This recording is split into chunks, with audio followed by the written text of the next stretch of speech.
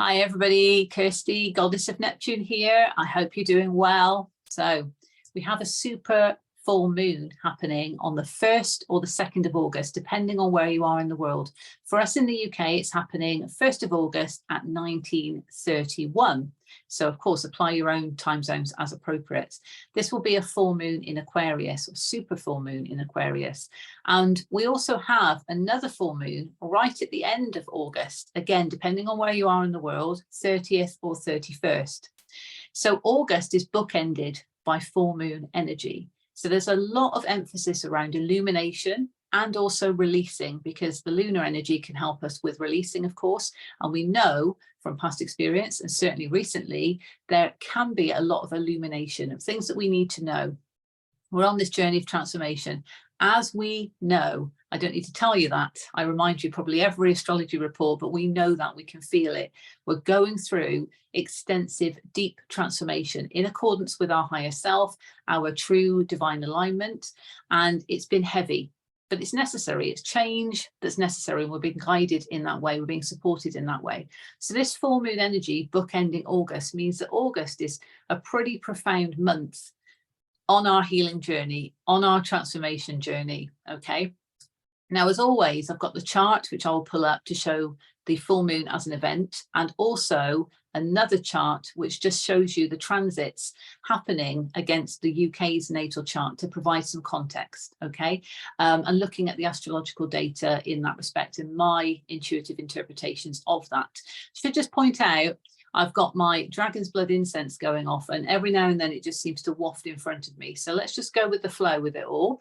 And it looks like something else, actually, in the background. It looks like there's this big sort of cloud of dragon's blood incense, but it's just because of the light from the window. So not to alarm anybody with what's going on behind me. Okay, I've also got some cards here. So again, using the divination tools for any additional messages for the collective for this super full moon in Aquarius, and we'll jump right in. Let's get straight into it. Of course, should point out as well, 1st of August is tomorrow. I'm recording this on the 31st of July. So 1st of August, new month, new beginnings. We've also got for the Northern Hemisphere, Lammas, and for the Southern Hemisphere, Imbolc. So that's very much attributed to the goddess Bridget energy for the Southern Hemisphere. And, you know, again, it's that sort of new beginning. It's a new season, if you like, in that respect. But we know it's a new month. We've got this full moon. So it's calling for us to release. Again, we need to release the old to make space for the new. So there's lots of endings and new beginnings that are happening generally throughout the collective. And I'm sure you're aware of that within your own surroundings and your own experiences. So let's pull up the chart. Okay, bear with me whilst I do this. Amidst the dragon's blood energy. Okay, let's see what we have. Right, so this is the chart. So you should see that on the screen now. Super full moon in Aquarius with all of my colourful drawings on it, just to indicate what I was drawn to when I looked at this earlier today. So we have here the time of the super full moon in Aquarius, 1931 for us in England, in London. Okay, this is based on London timing. 1st of August, apply your own time zones as appropriate. And this is showing you the full moon or the super full moon as a sort of freeze frame of the cosmos at the time of the full moon. So exactly where the moon is going to be in opposition to the sun, of course, with the full moon, and where the other planets are, where the asteroids are. And that can give us some indication of the energy that's going on and, you know, not only the challenges that we face, but the supporting energy that is there for us as well. So I have pulled up this chart as an event, if you like. So we won't pay too much attention to the house system that is on here, because it will make more sense when I pull up the one with the UK chart. That gives a bit more context for the collective if it resonates for you. And this is all based on my interpretations of the astrological data, based on intuitive guidance, what I'm drawn to, what I can see on the chart, and any channel guidance from spirit. Okay, so if it doesn't resonate for you at all, leave it, walk on by, it's absolutely fine. But if it does, I hope it helps in some way. So you'll see all my colourful lines on there, as I mentioned, and we've got a few things just to cover. So first of all, let's dive into where the moon is. And we've got the moon over here in Aquarius, okay, because it's the super full moon in Aquarius. We're in Leo season, so the sun is opposite in Leo. And first of all, we've got this opposition energy between the sun, the soul essence of the cosmos, and the moon, our emotions and feelings. And Aquarian energy is very much that unique individual type energy. It carries those traits. You know, Aquarians are very unique and individual in their own right. There is also this sense of connection with others, though, because Aquarius rules the 11th house. With the sun being in Leo, that's very much that fire energy, and also the expression of self wanting to be seen. It's that lion energy, it's the courage, you know, it's that love and abundance that we can kind of emit from ourselves by being our true, authentic self. It ties in a lot with the Aries energy of the sovereignty, really, but Leo is all about that, you know, full expression of self and not being afraid of being oneself. So there is almost, with this opposition energy, a working in harmony. So although it can feel like a push-pull, what does my soul want? Well, my soul wants to express myself and wants to be, you know, this courageous, sovereign being, expressing this love and abundance and this joy within me. And my emotions are still sort of asking me to be unique and individual, but to also connect with others. So for some, that might be a step out of a comfort zone. And that's where I guess the opposition energy might come in. But it's actually helping us because we want to be individual. And Leo energy is also saying, you know, shine as yourself, who you are. So I feel personally that that's where the energy can work together. But it is an opposition nonetheless within astrology because it's the opposite signs. And we know we're in Leo season at the moment. Sorry, this dragon's blood is going crazy here. So I think there's definitely a message in that. The other opposition indicated here with the blue line, okay, is Saturn in Pisces, and he is in retrograde at the moment, opposite Mercury in Virgo. So Mercury's in Virgo and will be going retrograde later this month. So that's another retrograde to add to the list. But Saturn is currently in retrograde, and Saturn is in Pisces, the house of the divine, opposing Mercury in Virgo, opposite sign to Pisces, of course. So we've got that water energy versus that earth energy.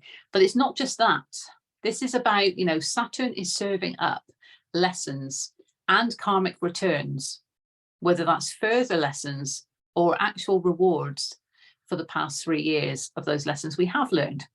So we're either getting a reminder of what's not serving us in line with our spiritual truth, Pisces energy, or we're getting rewarded for what we have been through the past 3 years. And that can go hand in hand because we may be receiving karmic returns in the form of rewards and lessons. This is all about getting us in alignment with our spiritual truth. He is in the house of the divine and he is not messing around. He's in retrograde and this is introspection time. So we need to really focus on what are we still trying to learn here? What are we still trying to achieve when it comes to our core divinity within? And, you know, what have we recognized? What has Saturn taught us from the past 3 years that maybe we need to change? Because we've also got that energy of change with Uranus in Taurus, worth and values, and also Pluto, the deep transformation that Pluto is calling for. So we know it's heavy, but Saturn is also helping us because he is a great teacher. It can be harsh energy though, but in Pisces, it softens it somewhat, but the message is still the same. This is about alignment with our spiritual truth. And being opposite Mercury, okay, there might be some challenge to how we express that spiritual truth. And Virgo can be quite self-critical energy. So we might be discovering certain lessons or karmic experiences that have come up that we need to learn through, and we need to respond and we need to act and change accordingly because we're learning those lessons. We're making Saturn happy. But as a result of that, we might be criticizing ourselves for maybe what we've done in the past, or maybe not learning the lessons quick enough. So there is that element of, you know, let's not get into the self-criticism because We've learnt what we've needed to learn when we've needed to learn it. And we need to trust in that divine timing. Saturn is in Pisces, the house of the divine. So it could be a reality check in relation to those aspects. And bearing in mind that that energy is also supporting us, because if we are being self-critical, that's also showing us areas of ourselves that we may still need to heal.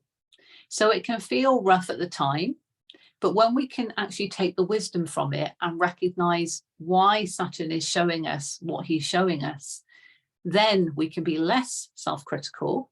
We can get into that mode of Virgo, which is the sort of, let's clean up our house, let's clean up our act, let's bring a bit of order here, and let's be of service to ourselves when it comes to, you know, our lessons, and let's express that with the Mercury energy.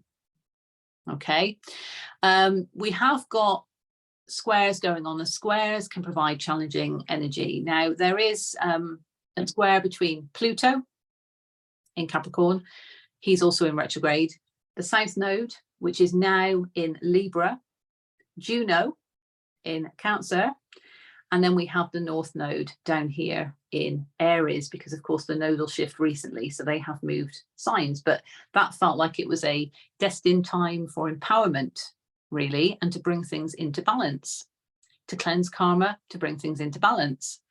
So, you know, there's still a challenging energy to that, because it's heavy going, this transformation journey that we're going on. Karmic stuff is coming up. We're having to respond to it. We're having to accept, acknowledge, process, deal with it in the best way we can, while still trying to stay on track with our purpose, what we're here to do, and acknowledge our sovereignty in all of that. North Node in Aries, bringing in the balance to anything that may have been illusionary or anything karmic with the South Node in Libra. We want there to be balance and reciprocity in our life. We need to be balanced in ourselves.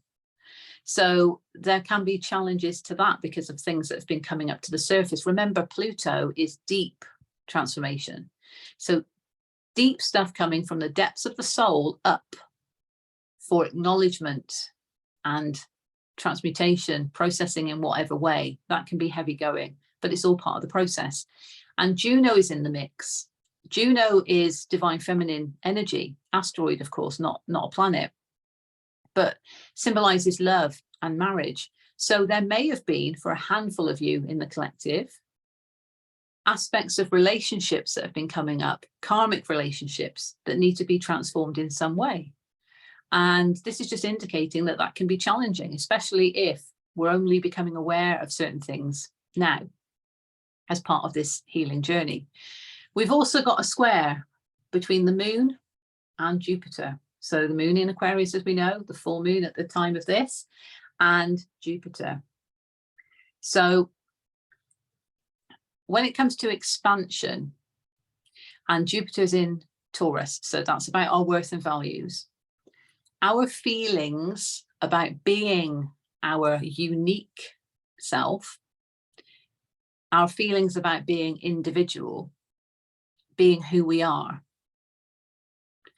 and that expansion of that energy when it comes to our worth and values can also prove challenging, especially if we've had to process karmic situations that have maybe knocked us in the past, caused us pain, have needed to be processed. We've needed to learn and heal from them, of course. There's always a purpose to everything. But this is about how it can make us feel. That can be quite challenging for us because we're trying to be individual.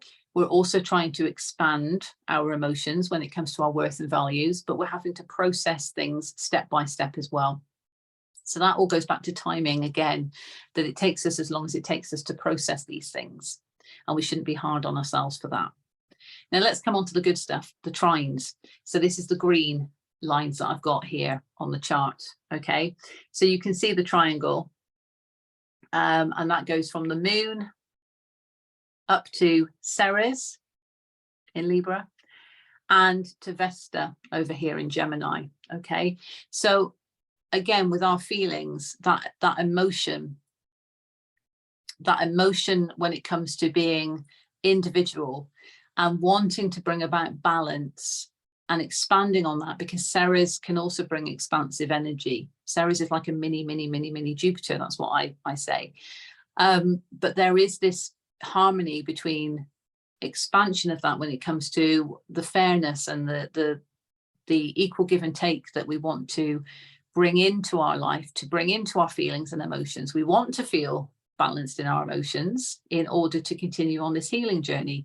So that harmony is there between the moon, and certainly this super full moon, it's in harmony with Ceres in Libra to bring that fairness in and to recognize that if we can get that balance in our emotions, we can continue on this journey, we can continue to be individual, and we can release what we need to release, because let's not forget, full moon helps us release what's no longer serving us. So if we can be balanced in our emotions when it comes to that, that's going to help that expansion of the balance generally in our external reality, if you like. And with Vesta in the mix as well, that's akin to Goddess Bridget energy.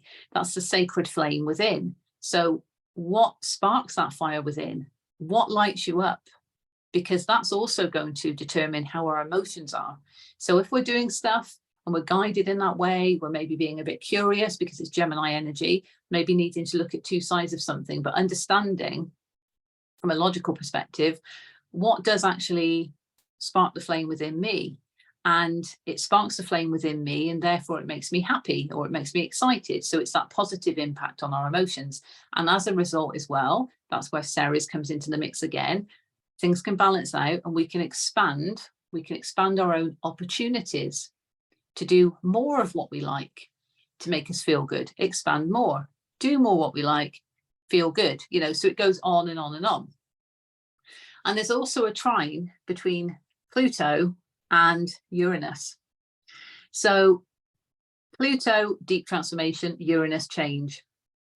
And Pluto is in Capricorn as part of the retrograde. He retrograded back into Saturn's house. So he's almost cleaning house for Saturn at the moment. While Saturn is serving up lessons, Pluto is there, right, let's get these systems and structures that we're all working towards within our own lives, let's get them cleaned up. This is deep, we've got to get this sorted out. Heavy, intense energy. And Uranus is calling for change when it comes to our worth and values.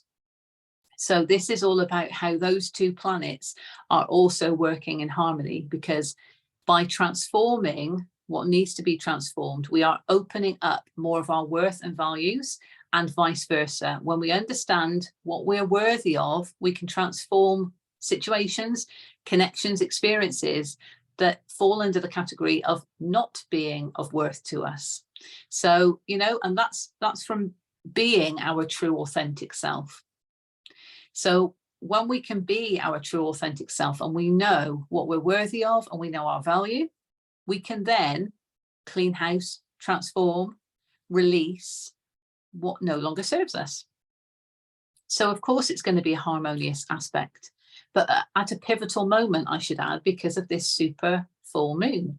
So again, it's allowing us to recognize what needs to change in accordance with our worth and values, Uranus in Taurus, and what needs to transform when it comes to our structures and systems, Pluto in Capricorn, supporting the Saturn energy, of course, getting us in alignment with our divinity, but ultimately enabling us to release what is no longer serving us. And again, this can come as quite an eye-opener. This can also be part of that illumination that the full moon can bring as well, because it's illuminated to us what no longer serves us, because we've dropped into more of our worth and values in accordance with our spiritual divinity, if you like. And that can be an illumination that is a wake-up call, but it's all for our highest good, and it allows us to release, and then we make space for new. And that's where that trine comes in, because we expand ourselves, open ourselves up to new opportunities that are going to spark the flame within and make us feel good. Not staying in situations that are not making us feel good, that are lowering our worth and values, that actually need to be transformed. So there we have it. That's an overview. And what I'm going to do now is I am going to pull up the chart, which shows you the transits against the UK's chart, just to give some context. Okay, so you'll see here, we've got two wheels. So the inner wheel is the UK's natal chart, and the outer wheel is the super full moon in Aquarius, 1931, 1st of August for London. I'll remind you again, apply your own time zones as appropriate. I've got the same lines on here with a couple of additions, which I'll come to. But recognizing that this is where the house system comes into play, okay, because I'm using a natal chart and the transits of an event to see how it could impact the collective within the UK.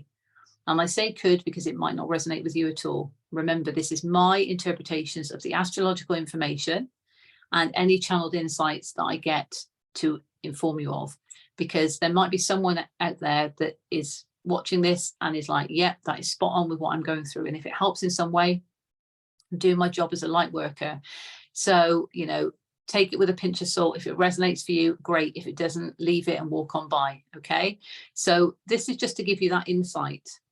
And we've got the moon over here in the 7th house. Okay, so this is where we look at the house system. So the moon is over here, 9 degrees of Aquarius in the 7th house of relationships. And this is relationships with people, places, things. Opposite the sun in Leo in the 1st house, the 1st house of self. So this is where it provides more context for you. Okay, so that soul essence of wanting to be that true self, expressing the joy, love and abundance, that Leo energy is in the 1st house of self. So very much focus on the self, but from that soul level, because it's the sun, it's the soul essence of the cosmos. So it's big energy. So we want to be seen for who we are as a soul. And opposite that, we might be up in the fields when it comes to our emotions in relationships with people, places and things. Aquarius, so very much about connecting with others. We want to keep that individuality of Aquarius, but this is where it might be that we're in situations, relationships with people, places, things that are challenging our emotions because perhaps they're not allowing us to be our true Leo self, if you like. And that's saying this is not just for Leos, this is for everybody because the sun's in Leo. Okay, just to make that clear. So the soul essence of the cosmos is empowering us to express ourselves and be seen for who we are as a soul. And our emotions need to work hand in hand with that, because we need to feel into what relationships with people, places, things are causing us to not be our true expression of self, who we are at soul level. Remember, this is also tying into Saturn being in Pisces, the house of the divine, getting into alignment with our spiritual truth, our spiritual self, our soul. This is the sun energy. It's the soul essence. So it's big, powerful energy, but it can work together because this illumination of the full moon could help us see, could help us identify what relationships with people, places, things are causing us or preventing us to not be our true soul expression of self. The other opposition I refer to is Saturn and Mercury. So Saturn is over here in the 8th house of power. So we're learning lessons about our power and what power we maybe felt we didn't have before, what power we have now, where our power has been challenged, our power when it comes to our spiritual divinity, so the sovereign self and how powerful we are as a divine source of creation. Opposite Mercury in the 2nd house of worth and values. And remember being in Virgo. So the self-critical energy could come up because it's almost right. Saturn wants me to feel empowered as my true spiritual self. And I need to express that, but maybe I'm doubting a bit where my worth and values lie.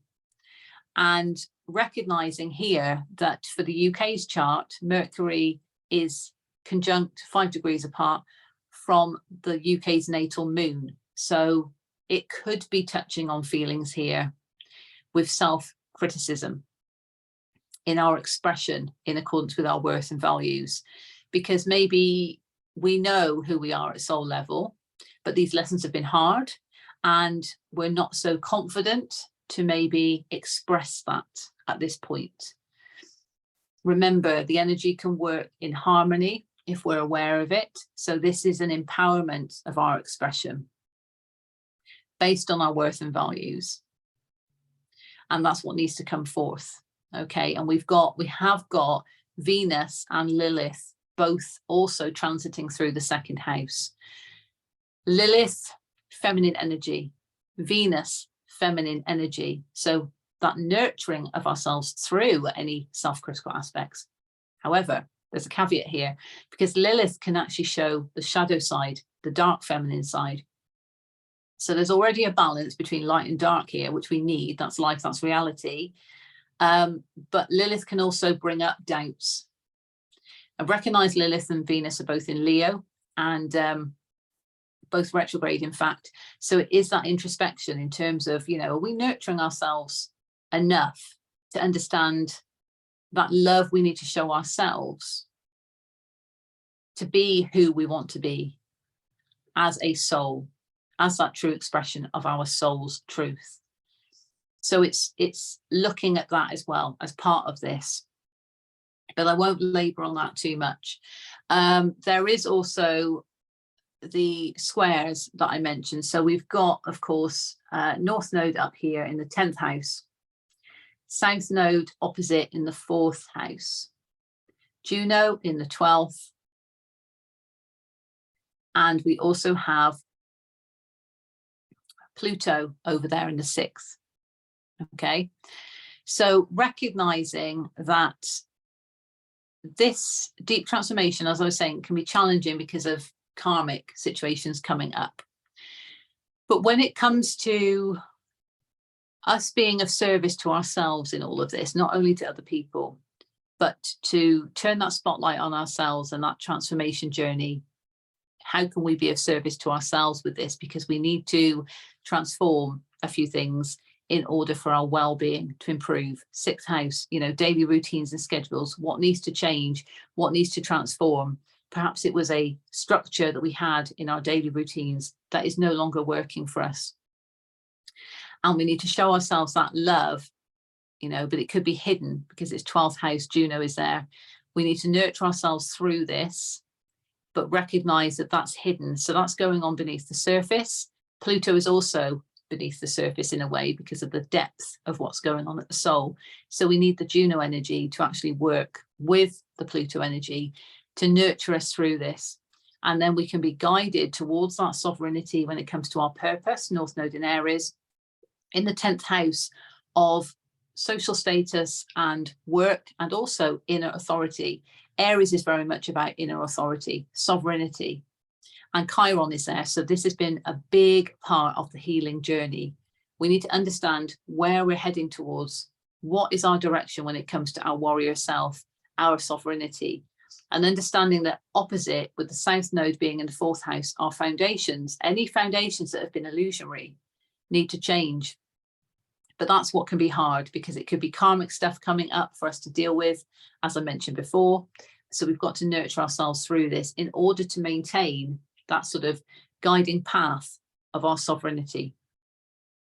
The other square being the moon with Jupiter. So Jupiter's over here also in the 10th house, but in Taurus, and the moon in the 7th house. So again, where does expansion of our own inner authority feel challenged when it comes to our emotions? Well, again, it's relationships with people, places, things, 7th house.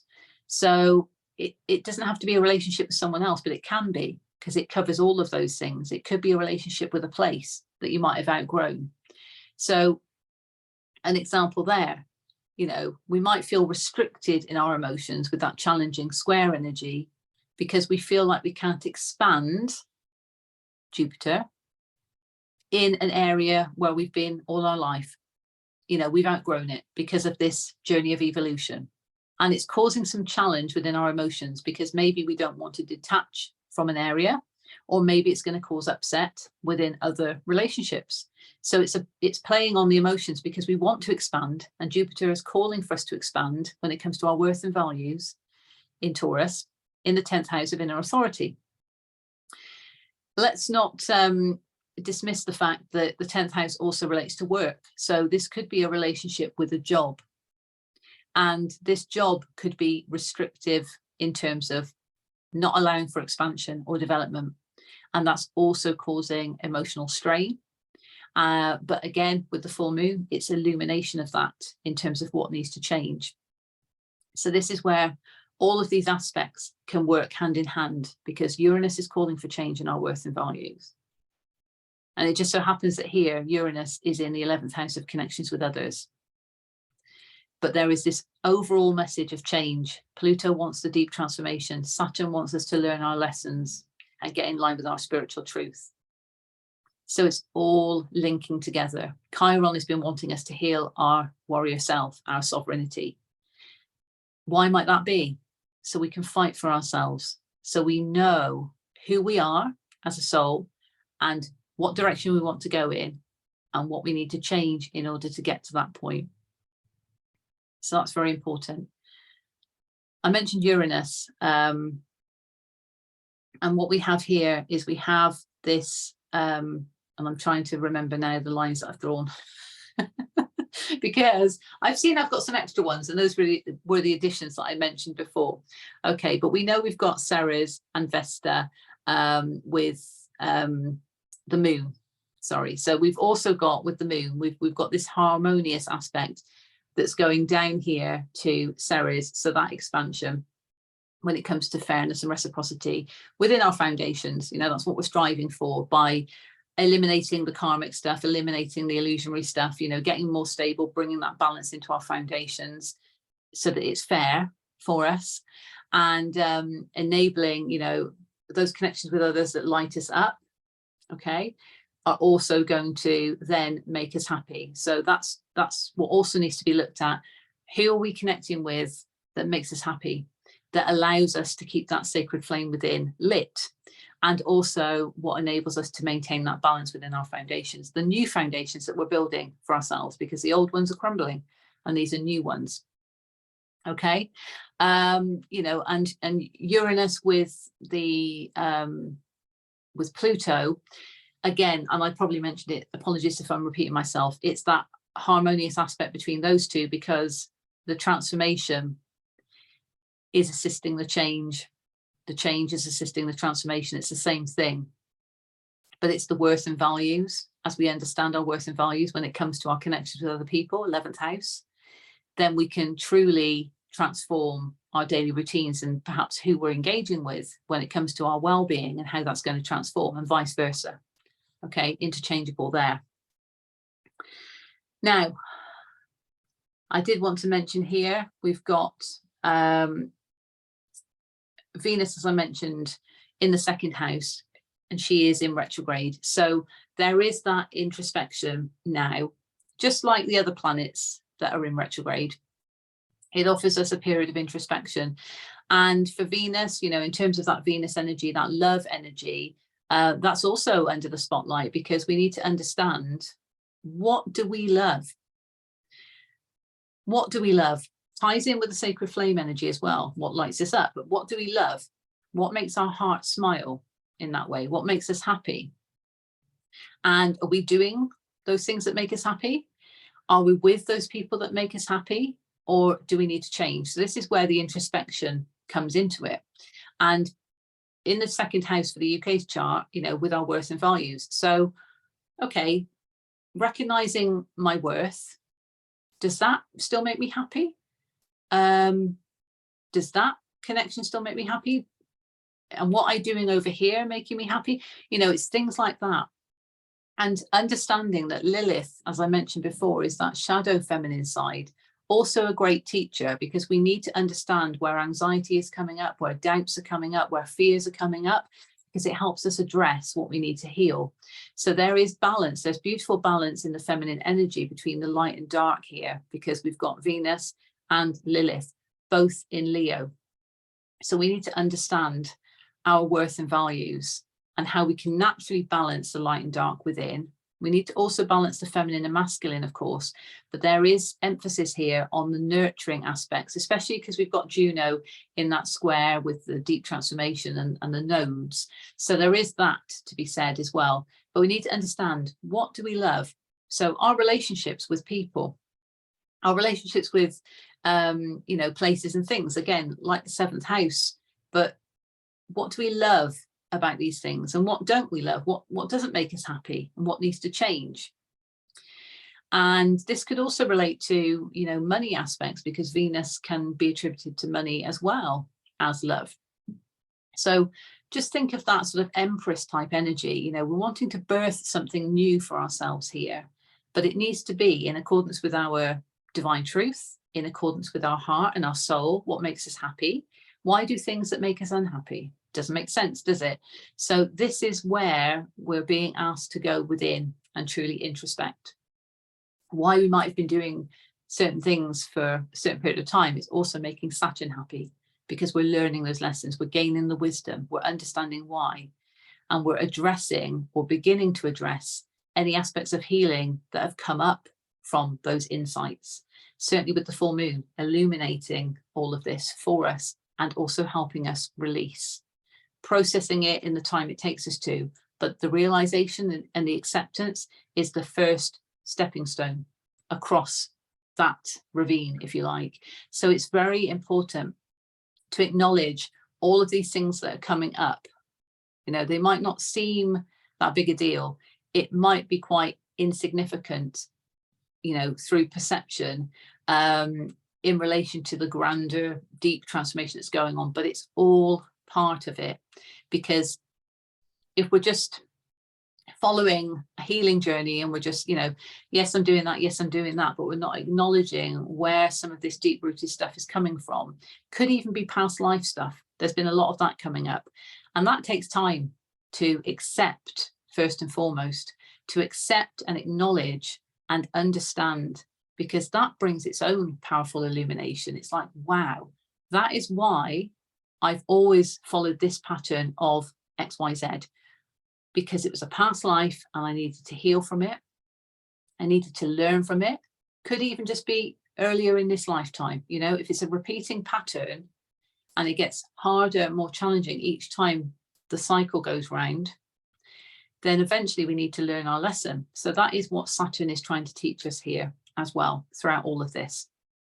I went off on a tangent there, sorry about that. The final thing I'll mention before I pull some cards is how Neptune and Saturn are also working hand in hand. Now, you'll see I've drawn some yellow lines here, and I completely didn't even realize what I was doing. I just wanted to link them because I saw them and I felt that Neptunian energy with Saturn, because they're both in Pisces, and of course, Neptune is the ruler of Pisces. And so I just wanted to link them so I wouldn't forget to mention it. However, in doing so, I've drawn a 7, and 7 is a very spiritual number. It's the number of the divine. So take that as a sign, and it's in yellow. So let's think of the solar plexus chakra, personal empowerment. This is the divine saying, you've got this, feel empowered, this transformation, you've got this. When I saw it, I was like, wow, because I just, you know, when you just do something without even thinking, and there you go, it was meant to be. So that is divinity all over this, okay, with Neptune and Saturn. Now, okay, for this particular chart, we've got Neptune in the 9th house, and Saturn is just there on the cusp, because he is in the 8th house now. As part of that retrograde, he moved back into the 8th house. So I've already mentioned he's in the power house, and Neptune is in the house of discovery, the 9th house. So when it comes to our soul's truth, that Piscean energy, the ethereal, mystical, spiritual truth that we hold within, we are beings of divine source creation. We have that energy flowing through us, which is truly magical. And when you can unlock that, absolutely amazing, life-changing. So this is saying, with the divinity symbol, the 7 there, that Saturn is truly helping us get into alignment with our spiritual self And Neptune is also helping us, because in this retrograde, for both of them, because they're both retrograde, we can truly go within, understand what our intuition is telling us and has been telling us, guiding us, how we can connect in with source energy to understand the wisdom of the lessons of Saturn, whilst maintaining our spiritual integrity to our own individual purpose, our own individual mission here. And I don't think I need to say any more than that. We know for the UK's chart, we've got Mercury, Jupiter and Uranus also in the 9th house in the UK's natal chart. So this is about, you know, for the UK collective, potentially that divinity, that ethereal energy that Neptune in Pisces can bring, which is impacting on what we're discovering about ourselves, 9th house, when it comes to what needs to change, how we need to communicate that, and where we can expand. Uranus, Mercury, Jupiter. And how Saturn is empowering us in the powerhouse, and how we are still learning and discovering more about our spiritual truth as part of this evolution that we're going through, as part of this deep transformation, because we're learning more all the time, aren't we? These things are being illuminated to us. We're closing things out. We're getting new opportunities. We're understanding, is that in accordance with our worth and values? So we are learning more and more. We're discovering more and more about our spiritual truth. 9th house, Neptune in Pisces. I mentioned before, light and dark, that's life, that's reality. So of course, the shadow aspects of Neptune, illusion, deception, confusion. So we need to be under caution here of those aspects. But do you know what also comes to my mind? Self-sabotage. So when we recognize who we are as a divine soul, and we're aligning with our spiritual truth because of the lessons that Saturn is showing us, then we can truly get into alignment with who we are, and we can understand where we may have been under illusion, where we may have been overly confused about situations. And this is through gaining the wisdom from these lessons, from this journey, and why we might have been under some kind of deception, why we might have self-sabotaged. Is that to do with the connections?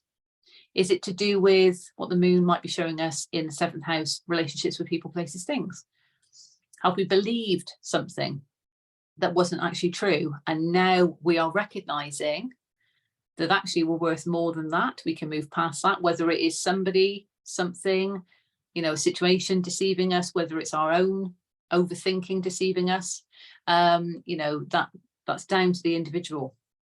But this is about the divinity of these two working together to show us, to guide us in that way of our spiritual truth. So I'll leave it there from the astrology side of things. I'll stop sharing. So, and my dragon's blood has now finished. So no more potentially, you know, coughing with that. Take a sip of water. Let's keep hydrated as well. That's very important at this time, especially with all of the energetic shifts going on. So let's just take some cards as a final message for the collective. Okay, let's see what we have. Remember, it's a super full moon in Aquarius. So illumination when it comes to, you know, our own emotions of being individual, where our emotions may feel restricted because we want to be that true expression of our soul, but what might be standing in the way? Is it ourselves standing in our own way? Is it a connection that we have to a place that's no longer working for us because we've outgrown it? Is it a relationship with a person that may need to change and evolve? Remember, Uranus, certainly for the UK's chart, in Taurus in the 11th house of connections with others.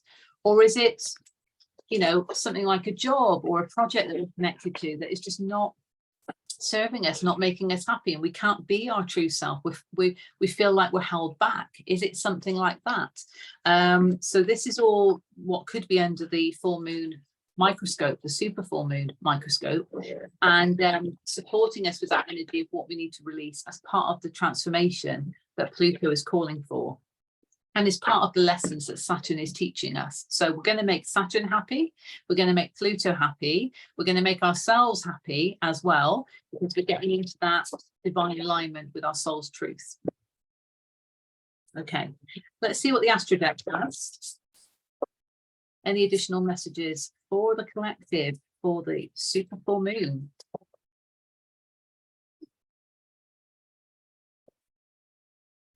Well, we have first house in reverse. Okay, so that is all about the self.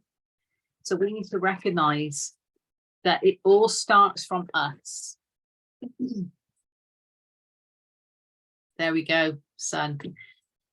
And solar calm, clarify. Okay, oh, that went on the floor. There we are. That jumped. So solar calm, clarify. We've got seventh house in reverse on the bottom, relationships. So I was saying about the seventh house, and also this is spirit confirming, because I just showed you with the UK's chart that the sun is in the first house. So when the full moon takes place.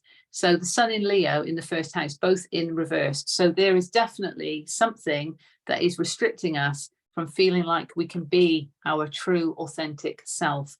And that's where we might need to clarify what that is. Okay, let's just get some tarot, Lightseers tarot, to support that, to support that reading.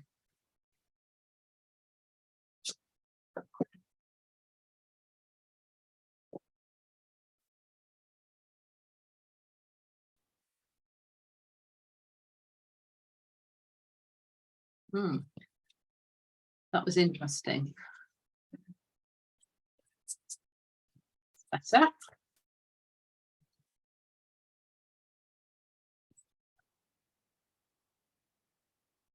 It's for the full moon in Aquarius.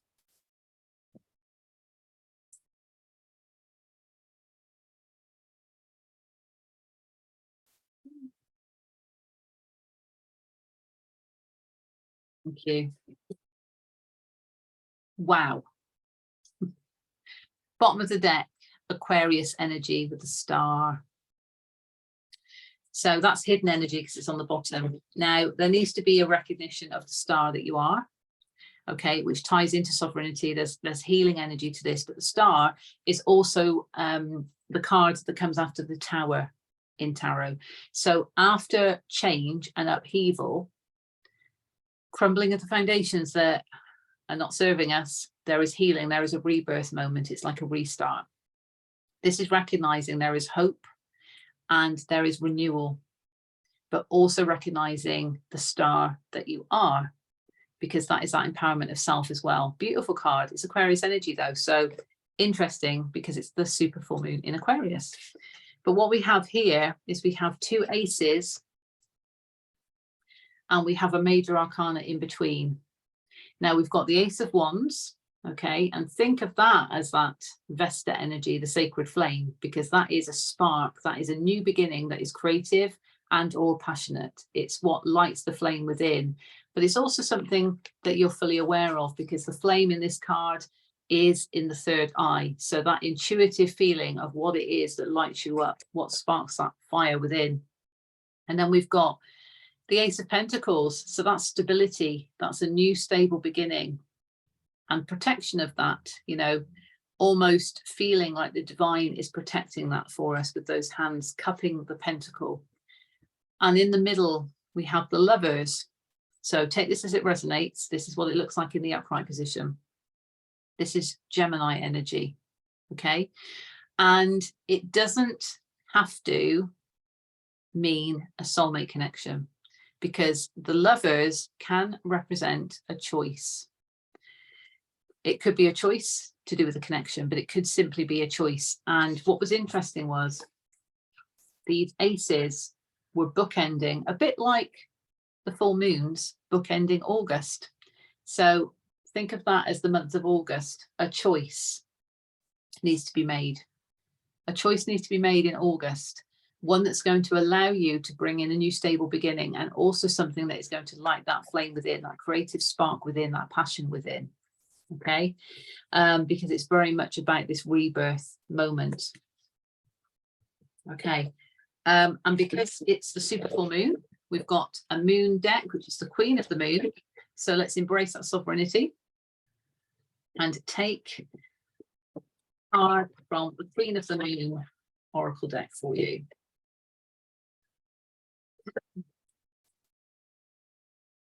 Okay, what do we have, please, to support this reading for the collective? Thank you so much. Okay, those three wanted to come out all at the same time. So we've actually got attraction in reverse, we've got abundance, and we've got patience. So that is where the divine timing comes into it, being patient. And it's not often a message we want to hear, especially if we're going through this transformation because we're wanting to see results. But this is about being patient, divine timing, because abundance is here for us. But we need to also recognize and take ownership of the fact that we attract what we want to attract. So our internal status, if you like, is reflected back to us in our external reality. So we need to make sure that if we're wanting to manifest something, that we are in total alignment with our divine truth, you know, because we are what we attract. So this is very much about, we can bring that abundance in, but we need to be on the right wavelength for it, you know, the right frequency, if you like, and to be patient with such manifestations. Now, of course, manifestations I attribute more to new moon energy rather than full moon energy. But that being said, we can manifest whenever, because we are all magicians of our own reality. We co-create with the universe. We have to meet the universe halfway. We meet the divine halfway by setting our intentions, and then trust and surrender comes into that, of course, and then we need to be patient for that abundance to come in. Okay, and on the bottom, wisdom in reverse. So that's utilizing the wisdom, or recognizing the wisdom, because perhaps there's been this reluctance to actually do that, to go through the process of receiving the wisdom of Saturn's lessons, because that's what's ultimately going to enable movement forward and a higher perspective. Because when we receive the wisdom of those lessons, we can see things more clearly. We've got that bigger perspective and perception on why those situations happened and what it's taught us. So again, Saturn's going, yeah, you've got that one. So it's very important to receive the wisdom of these lessons, and recognize the wisdom is the positive that can come out of these challenging experiences that we might have been going through. Okay, right. So I'm sending you love and blessings for this super full moon in Aquarius, and recognize that, yes, we need to be individual. We need to maintain our individuality. We need to maintain and uphold our values when it comes to our uniqueness, because we are unique. We need to recognize we are divine source creation. That's running through us, that's flowing through us, divine beings of creation. And understanding that all of this transformation that we're going through is not in vain. This is about persistence with the journey, despite the challenges, because this energy is here to help us overcome obstacles, believe it or not, even if it feels like it's creating more of them. It's about releasing what is not serving us.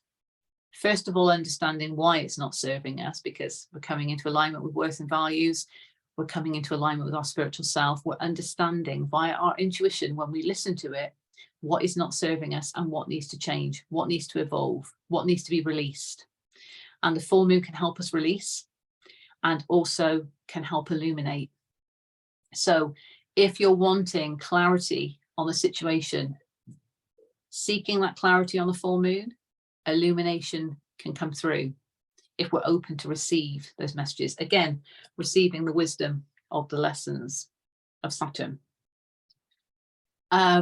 Also with releasing, you know, we want new things in our life. We need to release to open up space, because we can't accept new if we're holding on to the old. Detachment can be hard though, and especially if this is tied up with karmic situations, past life situations that we're having to process and release, again, gaining the wisdom from them in order to move forward, because that way we're cleansing the energy as well. We're clearing stuff, but we're cleansing. So we might feel like we've actually released something, but have we really? And this is that introspection that the planets are asking us, you know, the planets that are in retrograde, they're asking us to introspect. Have we truly released that? Is there anything else that needs to be done? We might get a few tests thrown our way from the universe to understand if we have truly learnt. So it's all for our highest good. And I'm drawn to the fact I've got that butterfly in the window. So transformation is what it's all about. And we're becoming our true self. We're transforming into our true selves. And we shouldn't be afraid to be our true selves. But if something is playing on our emotions because it feels like it's restricting us from being our true selves, what is that? Shine the full moon light on it yourself and understand, what is that that's restricting me? Why do I feel restricted? Why do I feel limited in what I want to do and what lights me up? I know what makes me happy. Why do I feel restricted? Okay, it's that. What do I need to do about it? How can I change it? Remember, stepping stones. Okay, so I'm sending you love and blessings. And until the next report, take care of you, and I wish you all the best for this super full moon in Aquarius. Recognize we've got these bookends in August, and from the tarot, there could be a choice, and that choice could simply be for you to persist on this healing journey by understanding what is going to allow that new beginning that sparks the flame within. And it's also going to bring stability. So a choice of some kind to get us in alignment with who we truly are, so that we can express who we truly are and be our true authentic self. Anyway, enough of that. I'm quite passionate about that. So I will leave you to it. And yes, take care. Have an amazing full moon in Aquarius, super full moon in Aquarius, and work with the lunar energy. Keep it up. Remember that 7 as well. Divinity. The divine is supporting us through this journey. All the best, everybody. Take care.